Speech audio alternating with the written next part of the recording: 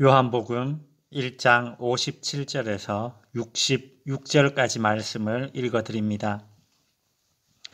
엘리사벳이 해산할 기한이 차서 아들을 낳으니 이웃과 친족이 주께서 그를 크게 긍휼히 여기심을 듣고 함께 즐거워하더라. 8일이 되매 아이를 할례하러 와서 그 아버지의 이름을 따라 사가랴라고 하고자 하더니 그 어머니가 대답하여 이르되 아니라 요한이라 할 것이라 하매 그들이 이르되 네 친족 중에 이 이름으로 이름한 이가 없다 하고 그의 아버지께 몸짓하여 무엇으로 이름을 지으려 하는가 물으니 그가 서판을 달라 하여 그 이름을 요한이라 쓰매 다 놀랍게 여기더라. 이에 그 입이 곧 열리고 혀가 풀리며 말을 하여 하나님을 찬송하니 그 근처에 사는 자가 다 두려워하고 이 모든 말이 온 유대 산골에 두루 퍼지매 듣는 사람이 다 이 말을 마음에 두며 이르되 이 아이가 장차 어찌 될까 하니 이는 주의 손이 그와 함께 하심이러라. 아멘. 제가 아는 사람 이름 중에 순대라는 이름이 있습니다. 이름이 너무 특이해서 물었습니다. 왜 이름이 순대입니까? 우리가 먹는 그 순대 맞습니까? 농담인지 진담인지는 모르겠으나 그 순대가 맞다라고 말했습니다.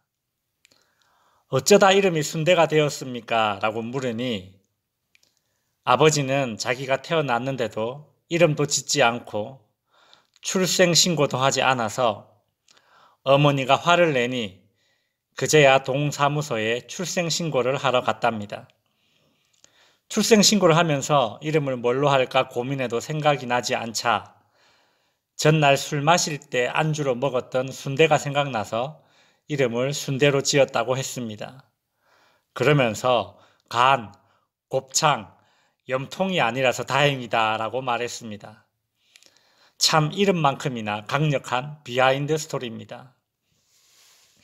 보통 이름은 부모가 자녀가 되길 바라고 이루기 바라는 염원을 담아서 짓습니다. 오늘 본문은 세례 요한의 이름이 지어지는 순간입니다. 사실 요한이라는 이름은 부모인 사가랴와 엘리사벳이 지은 것이 아니라 하나님이 정해주신 이름입니다. 누가복음 1장 13절 네 아내 엘리사벳이 내게 아들을 낳아주리니 그 이름을 요한이라 하라. 그 당시에는 사내 아이가 태어나면 출생 후 8일 만에 할례를 받고 그 이름도 그때 짓게 됩니다. 아기가 태어났을 때 주변 사람들은 아이의 이름을 아버지의 이름을 따라 사가랴로 하자고 합니다. 우리나라도 이름을 지을 때의 학렬에 따라서 이름 중간이나 끝자에 돌림자를 넣어서 짓듯이 유대인들은 가문의 이름을 따라 아이의 이름을 짓는 그들만의 전통과 관습이 있습니다. 그런데 60절에 보시면 그 어머니가 대답하여 이르되 아니라 요한이라 할 것이라고 합니다. 그러자 주변 사람들은 61절에 그들이 이르되 네 친족 중에 이 이름으로 이름한 이가 없다고 말합니다. 이것은 압박하는 모양새입니다. 엘리사벳에게 왜 전통과 관습에 따르지 않느냐며 압박하는 것이죠. 친족의 이름을 대대로 전수하면서 자부심을 느끼는 유대인들이었는데 엘리사벳이 그 전통을 따르지 않자 아이의 어머니의 의견을 이제 무시하면서 이번에는 아버지의 사가랴를 압박하기 시작합니다. 62절 그의 아버지께 몸짓하여 무엇으로 이름을 지으려 하는가 묻습니다. 아이의 이름을 요한이라 지어주시는 분은 하나님이지만 이를 모르는 주변인들은 아이의 이름을 자신들의 전통과 관습을 따라 짓기를 종용하고 있습니다. 사가랴와 엘리사벳은 하나님의 명령을 따를 것인가, 유대인들의 전통과 관습을 따를 것인가의 기로에 놓였습니다. 참으로 이런 강요와 종용은 믿음을 지키며 살아가는 그리스도인들에게 닥치는 부딪힘들이죠. 당대에 처음으로 예수를 믿게 된 사람들, 집안에서 처음으로 교회를 다니는 사람들, 안 믿는 집안에 시집오게 된 아내와 며느리, 믿는 사람들이 없는 직장이나 일터에서 일하는 믿는 사람들, 전통과 관습이라는 이름으로 반기독교적, 반성경적, 때로는 비윤리적인 행동을 종용당할 때에 얼마나 그 마음에 부딪힘이 심합니까? 그런 강요와 종용의 압박을 이겨내고 사람의 시선이 아니라 하나님의 시선을 더 크게 의식하는 믿음의 선택을 할 수 있기를 바랍니다. 63절에 사가랴는 서판을 달라고 하여 아이의 이름을 요한이라고 씁니다. 그 순간 아마 주변에 있는 사람들은 그 두 부부를 못마땅해 했을 수도 있습니다. 그런데 놀라운 일이 일어났습니다. 64절 이에 그 입이 곧 열리고 혀가 풀리며 말을 하여 하나님을 찬송하니 1년 가까이 막혀있던 사가랴의 말문이 그 순간 풀리는 기적이 일어났습니다. 사가랴는 아이의 이름을 가문의 전통과 관습에 따라 짓기를 종용했던 사람들에게 자신이 성전에서 분향할 때에 천사가 나탔던 것과 그 천사가 전해준 메시지들을 다 얘기해 주었을 것입니다. 그리고 그는 하나님을 찬양했습니다. 더 이상 주변의 친족들은 사가랴와 엘리사벳에게 가문의 전통과 관습을 따르라고 종용할 수 없을 것입니다.